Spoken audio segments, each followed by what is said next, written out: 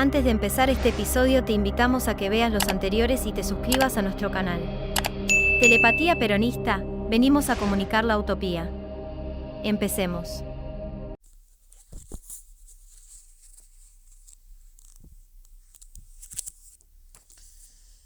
(23) Frente abierto. El 29 de abril, el grupo del ERP 22 de agosto, disidencia conducida por Víctor Fernández Palmeiro, emboscó y mató al almirante Hermes Quijada. El malestar militar creció y hubo voces, incluso públicas, de altos mandos que dijeron que en esas condiciones no podía entregarse el gobierno. El general, considerando también los cambios en la situación mundial, decidió moderar las acciones y ordenó que ningún peronista participara de ningún tipo de acción violenta. Esto en principio fue acatado por Montoneros, que sin embargo había lanzado el 28 de abril la Juventud Trabajadora Peronista, JTP. Lo hizo en un acto en la Federación de Box, con más de 5.000 asistentes, que crearon consignas contra la burocracia sindical y a favor de la guerra popular de la clase obrera. Era obvio que el conflicto con el sindicalismo escalaba y ya nada de lo planeado por el general parecía posible de realizarse. A mi regreso a Buenos Aires, tuve actividad restringida unos días mientras pensaba cómo salir de esta situación. Antonio Cafiero promovió una comida con Lorenzo Miguel y Rucci, quienes tuvieron conmigo en esos feos días una conducta de fuerte amistad. Me presentaron a Ricardo Otero, que sería el ministro de Trabajo y con el que forjé una amistad que me enorgullece. Otero entró y salió de la función pública con el mismo patrimonio, una humilde casa en Valentín Alsina que fue su hogar durante toda su vida activa. Bajo su gestión se promulgó la Ley Integral de Contrato de Trabajo. Para describir cómo eran algunas relaciones en esa época es interesante transcribir un párrafo de la colorida entrevista que le hicieron a Arnaldo Goeneaga, un militante vinculado al Sindicato del Tabaco, que me acompañaba por entonces, en página 12 del 9 de febrero de 2012. El flaco Mera Figueroa venía del nacionalismo también. No era peronista, pero tenía contacto con Juan Manuel Abal Medina, un gran tipo que también venía del nacionalismo. Perón lo consideraba capaz de encarrilar una estrategia para el peronismo. Abal Medina, un tipo valiente, tenía muchas amenazas y pidió una custodia. Si se la pedía a la UOM, sería de la patria metalúrgica, si no, sería de la patria montonera, y así. Decidió pedirles a los gremios en el peronismo combativo y me llamaron. Si se sacan las cosas de contexto parecemos cowboys o algo así, pero vivíamos en una etapa de preguerra y se puede ilustrar con estas anécdotas. Además de las armas, la época permitía situaciones que hoy parecen descabelladas. Lorenzo Miguel, una vuelta le facilitó un coche blindado a Rodolfo Galimberti de JP y Montoneros. Galimberti, que era un desbordado en todo, salió por primera vez en el coche y metió el acelerador a fondo. No lo pudo frenar por el peso del blindaje y lo hizo bolsa en la primera salida. No sé qué habrá dicho Lorenzo. Una noche, después que el tío Cámpora había ganado las elecciones de abril de 1973, ya estábamos en mayo. Abal Medina tenía que ir a una reunión.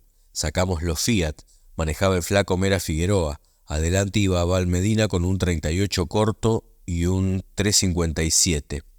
Atrás iba un policía que nos había puesto como custodia, con una ametralladora Halcón y una pistola Browning, y estaba yo con mi Mauser. Fuimos a un restaurante en la calle Chile, creo, en San Telmo, era un local grande. En la puerta estaba la custodia de José Ignacio Rucci, que andaban en Torinos. Estaban armados con fusiles y qué sé yo qué más. Parecía exagerado, pero ese año Rucci fue asesinado. Alguno estaba tirado debajo del Torino. Adentro del local había algunos metalúrgicos de la custodia y me senté a comer con ellos. Abal Medina, Rucci y Lorenzo Miguel comieron en el fondo. Cuando nos fuimos, ya en el coche, Abal Medina sacó un paquete que le había regalado Rucci. Era un revólver 38 Smith & Wesson nuevo. Se lo pedí. Si te sobra, dámelo, para poder largar el Mauser, pero no. A los 2 días, yo en la puerta del Hotel de Luz y Fuerza en la avenida Callao, donde paraba Val Medina, vino un emisario de la UOM con un paquete que mandaba Lorenzo Miguel. Aunque conocíamos al tipo, igual llevamos el paquete a la cocina y lo abrimos. Era una carabina con caño recortado y peso compensado para Val Medina. Lorenzo Miguel se había quedado mal porque Rucci había hecho un regalo y él no. Mire lo que eran los regalos de la época. Al comenzar mayo, me contó Mario Hernández, muy alarmado, que Rigui descreía totalmente de que, como decía Mario Cámpora, Perón quisiera ser presidente. No sé qué piensan hacer, Juan, pero estamos entrando a una zona explosiva. A su vez, por todos lados nos llegaba información en el sentido de que el 25 de mayo iba a ser un día complejo. Los sectores de la tendencia y todo tipo de grupos de izquierda preparaban movilizaciones hacia las cárceles para liberar esa misma tarde a los presos políticos. Por otra parte, compañeros de todos los colores se autoconvocaban para tomar dependencias públicas y asegurar su traslado al pueblo, y no había mayor idea de quién estaba tomando alguna providencia al respecto. Entrevisté a Cámpora. No le mencioné la cuestión de la presidencia, ya demasiado hablada, pero le expresé sí mi alarma por lo que pudiera suceder, tanto en los penales como en las otras dependencias públicas, y por supuesto en la Plaza de Mayo el día de su asunción. Dijo que lo iba a ver y me pidió que parara a los diputados que ya estaban elaborando proyectos de ley para la devolución del grado del general. Convoqué a Ferdinando Pedrini, que ya era presidente del bloque, y le expliqué la situación y le encargué que armara una reunión de bloque. A los 2 o 3 días tuvimos una buena reunión en el Congreso, con todos nuestros diputados, y todos se comprometieron a no presentar proyectos sobre el tema y esperar directivas superiores. En los demás frentes seguía teniendo información alarmante que transmitía el presidente electo a través de su hijo Héctor. Finalmente, con la acumulación de señales de alarma y sin ninguna respuesta de parte de Cámpora, le pedí a su hijo Héctor que nos reuniéramos. Sería el 6 o el 7 de mayo. Le entregué un punteo de temas que veía fuera de control y por primera vez le comenté todo lo sucedido en torno a la presidencia, pidiéndole que a este respecto fuera discreto con su padre. Héctor no me podía creer, ignoraba totalmente lo sucedido en Madrid a principios de marzo y ni siquiera sabía con exactitud lo hablado por su padre con el general en Asunción. Tampoco tenía idea del silencio de su padre cuando frente al general fui acusado en su presencia de los descuidos electorales en la provincia de Buenos Aires y la capital federal, y se manifestó desolado por eso. Le dije a Héctor que eso ahora no tenía importancia. Sí, lo que sí resultaba grave era lo que a mí me parecía una total desaprensión respecto a lo que podía pasar el 25 de mayo y los días posteriores en materia de orden público, más todo lo vinculado con la amnistía. Le di datos puntuales de la información que llegaba por todos lados acerca de que se iba a forzar la salida de los presos y se iban a tomar dependencias públicas. También se sabía que algunos grupos estaban promoviendo distintos avances sobre la Casa de Gobierno para que el pueblo lo invista a Cámpora y cosas por el estilo. Héctor me dijo que todos esos temas los veía Rigui con su padre y que lo que yo le decía le parecía muy alarmista. Al día siguiente me llamó, volvimos a encontrarnos y me dijo que su padre iba a tomar cartas en el asunto y que cuando le bajara un poco la presión de trabajo que traía, quería conversar conmigo tranquilos y ofrecer alguna disculpa por lo sucedido en Madrid. Quedé muy preocupado porque iba recibiendo comentarios de que Cámpora ocupaba la mayor parte de sus horas en ensayar el muy largo discurso que pensaba pronunciar en la Asamblea Legislativa. Esperé unos días y como seguía con noticias cada vez más alarmantes, preparé un breve informe con la colaboración de Luis Rivet e intenté comunicarme con el general por teléfono. Lo logré después de un día de soportar a López Rega diciendo tonterías, hasta que finalmente Perón tomó el teléfono y le dije que tenía que hacerle llegar un documento delicado y urgente y que esa tarde salía para Madrid una persona de mi total confianza para entregárselo en mano y esperar su respuesta. Me preguntó, ¿tan grave es, doctor? Le dije que sí, y entonces me pidió que lo llamara en 2 horas. Lo hice, atendió él directamente y me dijo que le comentara que no había problema de confidencialidad porque tenía un mezclador conectado en la línea, lo que impedía que escucharan terceros. Era un cuento de López Rega seguramente, pero tuve que contarle sobre las alarmas que estaba recibiendo y que sintéticamente eran las siguientes. 1. Iban a producirse desórdenes que podían ser graves en la Plaza de Mayo. Con seguridad se iba a impedir el desfile y la llegada de algunos invitados como los de Estados Unidos. Sería peligrosa. Las fuentes de esa información eran diversas, pero en especial tenían que ver con Galimberti. 2.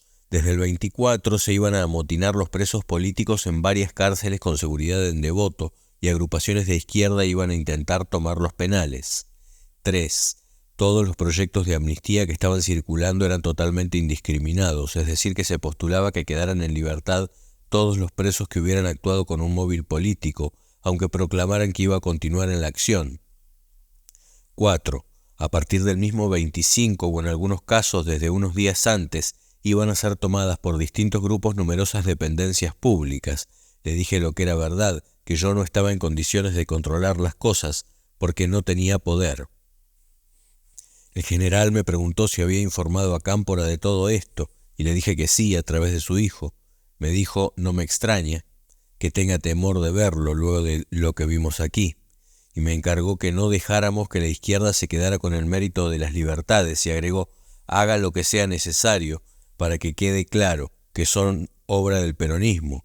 Por lo demás no se preocupe, que yo le voy a dar indicaciones a Cámpora, y me dijo que lo llamara todas las veces que lo creyera necesario, salvo que yo quisiera darme una vueltita por Madrid. Le dije que si él lo estimaba conveniente yo viajaba de inmediato, pero me respondió que primero dejáramos actuar a Cámpora y luego veríamos. Esa conversación con el general acredita las precauciones que tuve antes de hechos posteriores graves. Nunca hice alusión a ella porque solo conservé parte del texto corregido por Luis Rivet, pero recientemente una investigadora del Colegio de México me hizo llegar copia de diversos papeles del general en los que se me menciona y que todavía no están clasificados en el archivo Hoover, que la Hoover Institution compró a un intermediario argentino en 1989. La mayor parte no tiene importancia, pero aparecen unas anotaciones manuscritas de Perón que coinciden con el borrador que yo conservé, y por eso es que ahora lo comento. En este clima transcurrieron mis últimos días previos al 25 de mayo. Mi ánimo no era el mejor, pero quería cerrar con cuidado mi etapa política y volver tranquilo a trabajar en mi estudio.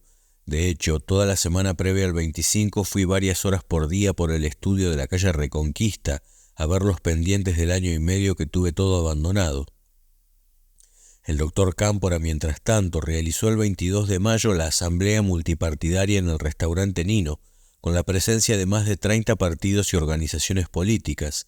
Fue el mejor momento de don Héctor, un éxito político que aislaba a la camarilla militar de Lanuza y consolidaba un clima de unanimidad cívica de frente a la llegada del nuevo gobierno. En su realización fue muy importante la tarea desarrollada por el Bebe Rigui y Héctor Pedro Cámpora. El 25 de mayo, a partir de las 8:15, el doctor Cámpora juró ante la Asamblea Legislativa y luego pronunció un discurso sumamente emotivo y cargado de significados. Fue un gran discurso, brillante podría decirse, solo que omitió la que debió ser su principal referencia, que el proceso debía limpiarse para que el pueblo pudiera votar a su verdadero candidato, el general Perón. Por otra parte, lo exhaustivo del texto parecía un programa para varios años. El discurso fue largo, de más de 3 horas, mientras en las calles aumentaba el descontrol.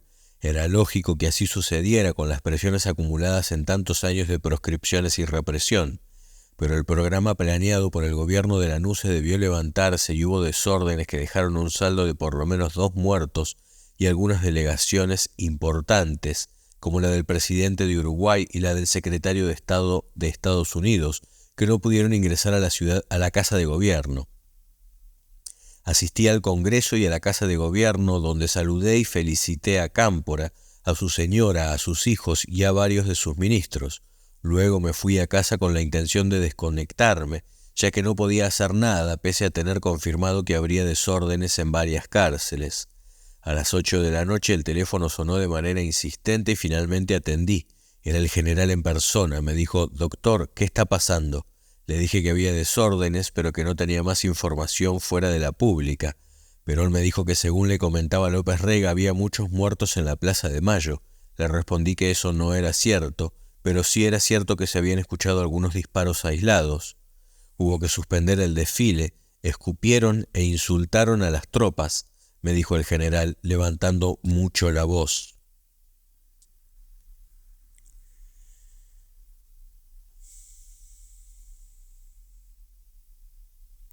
Insistí con mi comentario. Mi general, yo no estoy a cargo, ni siquiera tengo información. Me contestó, esto es un desastre. Dígale a Cámpora que me llame de inmediato. Le dije que trataría de comunicarme con él y el general insistió, búsquelo y quédese con él mientras hablamos. Estábamos por despedirnos cuando me dijo muy nervioso, se escuchaban varias voces de fondo. Una era la de la señora Isabel. No, doctor, espere, espere. Mejor deje eso y ocúpese de la cárcel de Devoto, que me dicen que ya está tomada por el ERP. Le contesté, a sus órdenes, mi general, me ocupo. Y él me dijo, a los presos los liberamos nosotros, que eso quede claro. Le pregunté si debía hacerlo sin esperar la amnistía o al menos el indulto. Me contestó, libérelos de una vez. Dije, a todos, mi general, a todos, no podemos hacer otra cosa, me contestó. Le aseguré que cumpliría de inmediato sus órdenes. Ya salía para Devoto cuando me llamó Julio Mera Figueroa, ahora diputado precisamente desde Devoto. Estaba con un grupo de diputados, Santiago Díaz Ortiz, Roberto Vidaña, Aníbal Iturrieta, Armando Croato, Héctor Sandler y Rodolfo Vitar, y me dijo que los presos habían tomado los pabellones y afuera había una multitud que reclamaba la inmediata liberación y amenazaba con tirar el portón con un camión o un poste de alumbrado que habían sacado. Salimos para allí con Horacio Maldonado y Wenceslao Benítez Araujo y llegamos en tiempo récord. La situación en Devoto era realmente caótica. El ERP, encabezado por Pedro Cases Camarero, tenía el control de la calle y adentro Cases dirigía las negociaciones.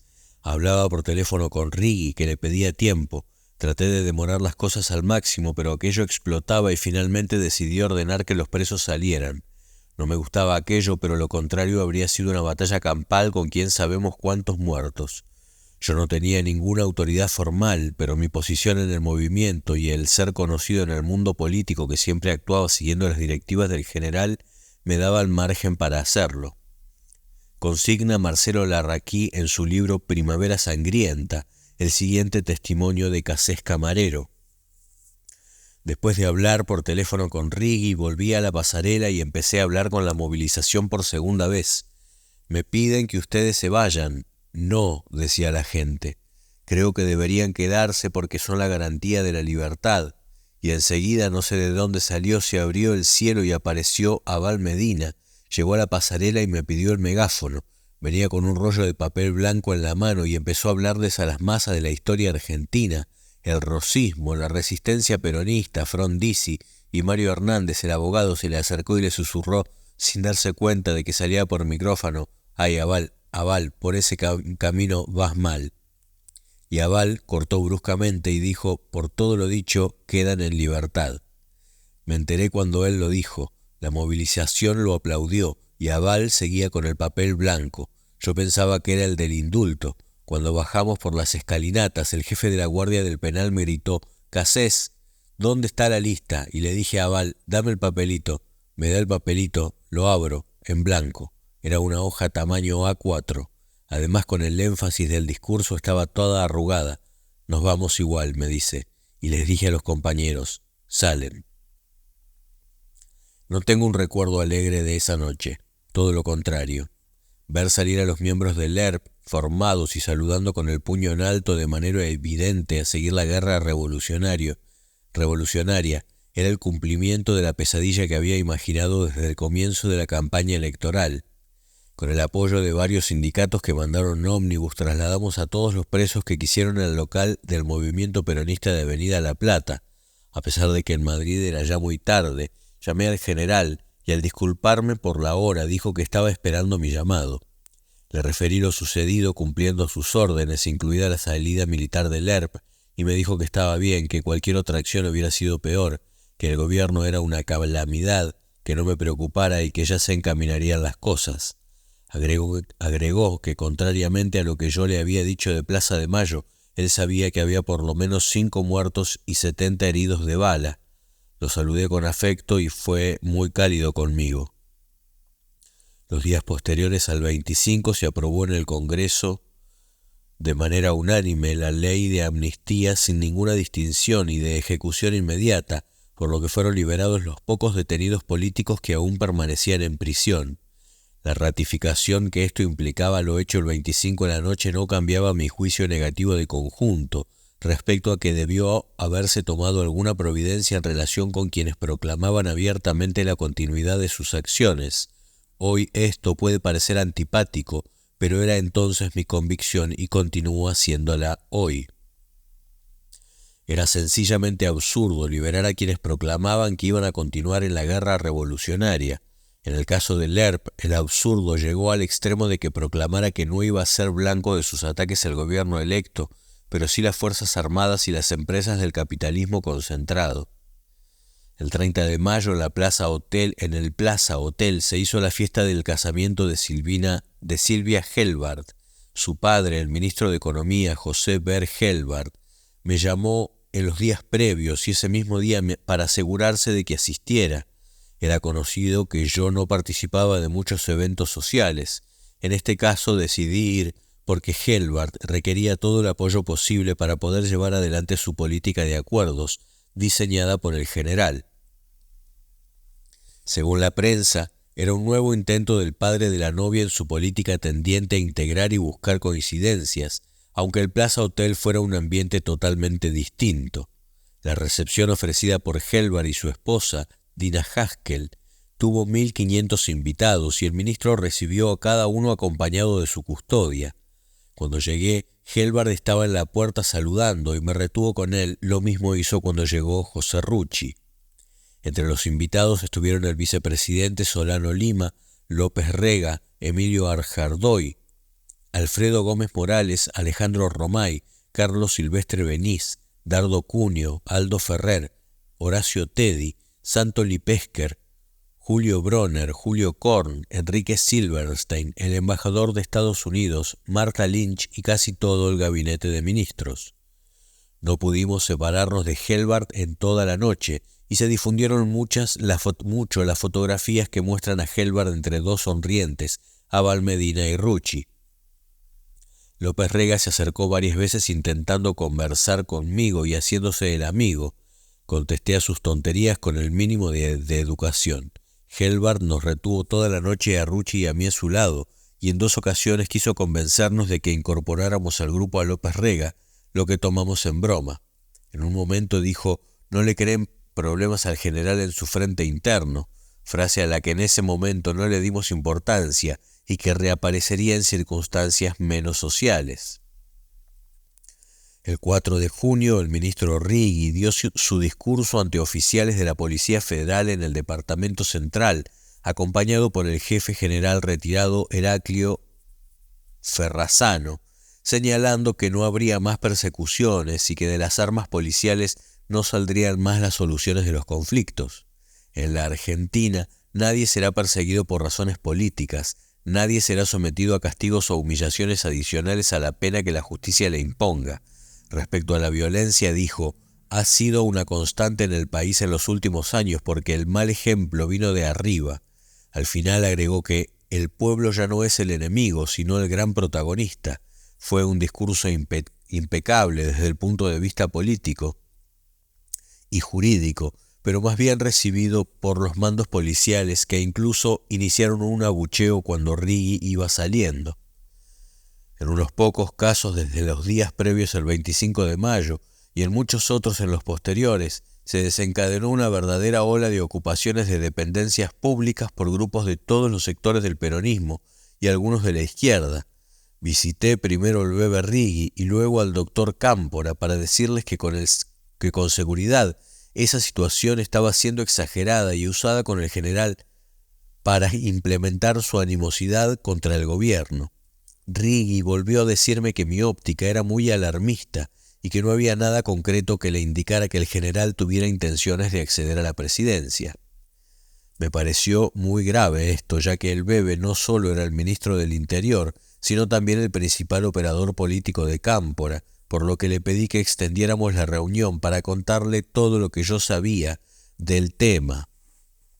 El bebé canceló las 2 citas que tenía concertadas y me invitó a quedarme a almorzar en el ministerio. Le relaté con detalle todo lo que yo sabía del tema, empezando por mis primeras reuniones con el general, siguiendo que lo dicho por Perón en Gaspar Campos y por lo que tanto Cámpora como el general me contaron que había sido la aceptación de la candidatura por parte del primero. Le pedí que escuchara todo antes de discutir el tema y le referí las reuniones en Madrid a principios de marzo, mis conversaciones con Cámpora al regreso y en los días posteriores, las reuniones y los encuentros con el general a fin de marzo, el tema de la audiencia con el Papa, el viaje de Mario Cámpora a París y su encuentro con el general, y finalmente las instrucciones y los comentarios de este al 25 de mayo por teléfono. Le agregué al razonamiento central cómo imaginaba él que estando Perón en la Argentina podría haber otro presidente peronista. Ante mi asombro, Righi me afirmó que muchas de las cosas que le contaba no podían haber sido así, que Cámpora nunca le habría dicho que fueran a hacer un gobierno provisorio, que estaba claro que Mario no tenía esa impresión, porque se lo habría dicho, y que si el general quería ser presidente tenía que decirlo con claridad. Me agregó que sin duda iba a ser extraña la situación con Perón en Gaspar Campos y Cámpora en La Rosada, pero que era público que el general no estaba en condiciones de salud para ser presidente. No pude sacarlo de estos razonamientos, y también fracasé en el intento de que el gobierno hiciera algo para frenar el tema. Mi conversación con Cámpora al día siguiente acerca de la cuestión de su renuncia fue más o menos igual. No negó que hubiera algún ruido contra él, pero insistió en que era una cuestión muy delicada, que todavía se podía tener algún problema con los mandos militares, y que cuando el general quisiera ser presidente bastaría con que se lo dijera, y volvió a decirme que yo no entendía el manejo en la corte de Perón. Los 2 principales asesores y operadores de Cámpora, su sobrino Mario y Righi, no contaban con la simpatía del general. Tampoco ellos tenían por él mayor estima. En una entrevista concedida a Osvaldo Cherkassky en febrero de 2016, incluida en su libro Las Vueltas de Perón, crónica de los años que gestaron la Argentina de hoy, Righi dice: la relación de Montoneros y Perón era una relación de tahúres, a ver quién engañaba a quién.